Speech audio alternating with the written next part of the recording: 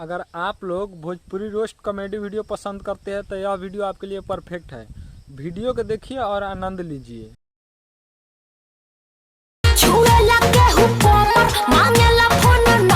अच्छा, तो भौजी के का नाम बानू कि छुएला केहू कमर मांगेला फोन नंबर।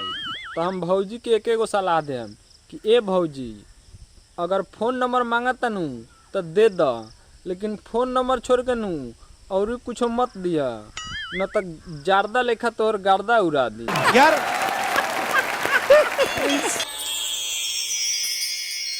तो का हाल बा भाई लोग, ठीक बानू? आज हम बात करे वाला बानी ऑर्केस्ट्रा स्टार अवधेश प्रेमी और गोलू गोल्ड के बारे में। तो वीडियो स्टार्ट करे से पहले नू एगो छोटा मोटा बात बतावे के चाहतानी कि ए वीडियो के सिर्फ एक ही मकसद है कि आप लोग के इंटरटेन कइल, ना ही तो केहू के दिल पे ठेस पहुँचावल। हंसिया लोग और हंस के भूल जाइए लोग। तब बिना कौनो लड़वा लहसुन के नू शुरू कर ले आज के भक्चोदी।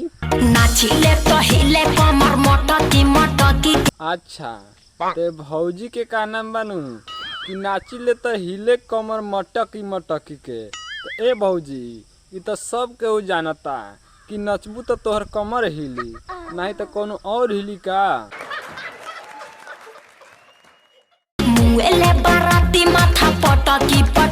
ए भौजी, अब हम कहम नू कि तूहू एक गानवा में भक्चोदी करत हऊ, काहे कि एकरा के देखला से नू केनहू नइखे लागत कि माथा पटक के बाराती लोग मुआता। गजब बेइज्जती है।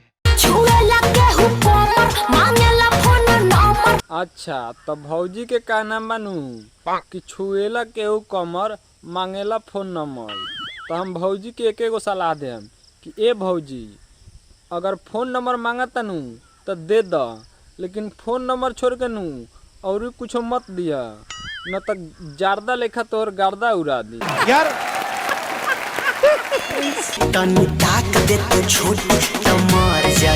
तो गोलू भैया के का नाम बानू कि तनी ताक दे तू छोटी तो मर जैती। ए गोलू भैया, ई भौजी कोनो जहर के गाछी हिया कि ताक दी तो मर जाइब? हमके लागता नू मर न जाइब, तू हर जाइब।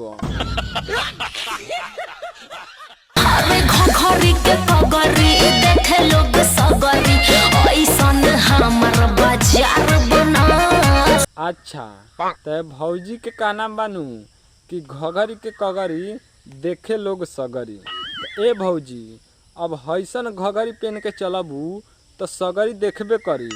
हम कहम नू कि एकरो के उतार दो कि लोग पगड़ी बांध ली अपना आँख में।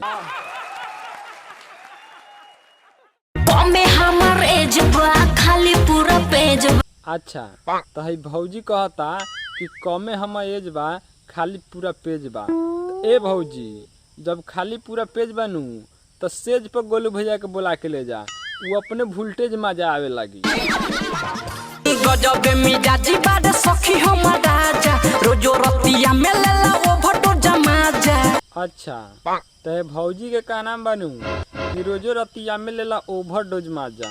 तो हम बतावे के चाहम भैया के, ए भैया, ओवरडोज माजा लेवल बंद कर दो, आना तो कहे तोहरा में ओवरलोड लागल नू तो मुरुच के रह जाइबो। बिसलेरी से जो बने धोके रोज सुते भटाड मोर डोके। अच्छा, गरियावे नीनू तो भाई लोग तू लोग कहला कि गरियावेला। अब ई बताव कि सारा बिसलेरी से जोबन धोके आ टोके रोज सुतता, उ साला कोनो जारदा आम हिया का? रात भर पलंग मच मच करे। अच्छा, रात भर पलंग मच मच करता। ए भौजी, हम कहम नू हमरा के बोला के ले चलिया, हम साला ईंटा के ठेकना लगा देम पलंग में, मच मच न करी।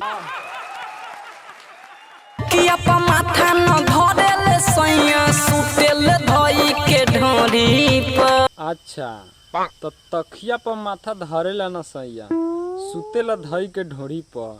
तो ए भौजी, अगर इतना गर्मी में हई इतना नरमी ढोरी अगर मिल जाता तो का जरूरी बा तकिया पर माथा धइल? उससे अच्छा तोरा ढोरी पर काहे ना गोली खेली। पानी जवानी के सोखे। अरे साला कैमरामैन, हई जवानी के पानी केना सोखल जाला रे? तो के नइखे मालूम, ई मोटका पाइप लगा के सोखल जाला। किए गो चुमा दीवाते ऑपरेटर ताए गो शिखर के बाबू रे। अच्छा, तो एगो चुमा दिवा दे ऑपरेटर, एगो शिखर खियाबू रे।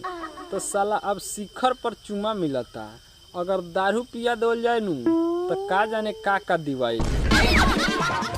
आओ हेने सुन कुछुआ दे बैलून तोहर पून का बाबू रे। ए अवधेश भैया, तू कौन बैलून के बात करत तारा? अगर टेंट वाला बैलून के बात करत तारा तो ओला तो कोनो दिखते नहीं खे, लेकिन हई भौजी के बैलून के बात करत तारा नू तो एक तू भूल के ना छुइया, आ ना तो कहीं ब्लास्ट हो जाई नू तो तोहर लास्टो में सीन न मिली। होई हऊ धंधा तखिया रजनीगंधा। अच्छा, तो अवधेश भैया का नाम बानू कि होई हऊ धंधा तो खियाए में रजनीगंधा। तो ए अवधेश भैया, तू कौना धंधा के बात करत रहो? तू लोग समझ सकत रहा भाई लोग कि अवधेश भैया नू कौना धंधा के बात करतिया।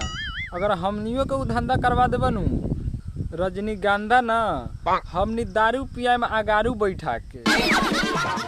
लइका चाही तो घर से हिला, राती में हमारा से कुटिया में मिला। अच्छा, तो हे सरऊ के का नाम बानू कि लइका चाही तो घर से हिला आ राती के हमारा कुटिया में मिला। तो कुटिया में लइका के मुर्गी फार्म खोलले बारा का? आई है बुची तो नी लगे है सट मारा दियो छत ढोढ़ी पे। तो ए भैयावा के का नाम बानू कि ए बुच्ची तनी लगे सट मार दी अछत ढोढ़ी में। तो ए भौजी, ढोढ़ी में अछत मारवाला से कुछ होए वाला नहीं खे, जौले मेहनत न करबू। हई लवंग लखाई नहीं तनिको दुखाई। तो भैयावा के का नाम बानू कि हे लवंग ला खाई आ नहीं तनिको दुखाई, आ जब हे कुटिया में होई नू हे भौजी के कस के ठोकाई। ऐसा न मंतर दे हम लगाई, छने में पूछी तू बन जाबू माई। क्या बात है, का गान फार गाना बनैले बसरवा। ऐसन मंत्र दे हम लगाई, छने में बुच्ची बन जइबू माई। तो ए सरौलार चट्टा, तू लइका निकले वाला मशीन रखे वाला का कि छने में मंत्र लगा के तू ए भौजी के माई बना दे। तो वीडियो यही पे खत्म करता नहीं। अगर वीडियो पसंद आवता नू तो प्लीज ए चैनल के सब्सक्राइब करके बेल आइकन प्रेस कर दी और शेयर लगा दी, काहे कि ऐसने गाड़ फार वीडियो नू हम हमेशा बनावत रहेनी।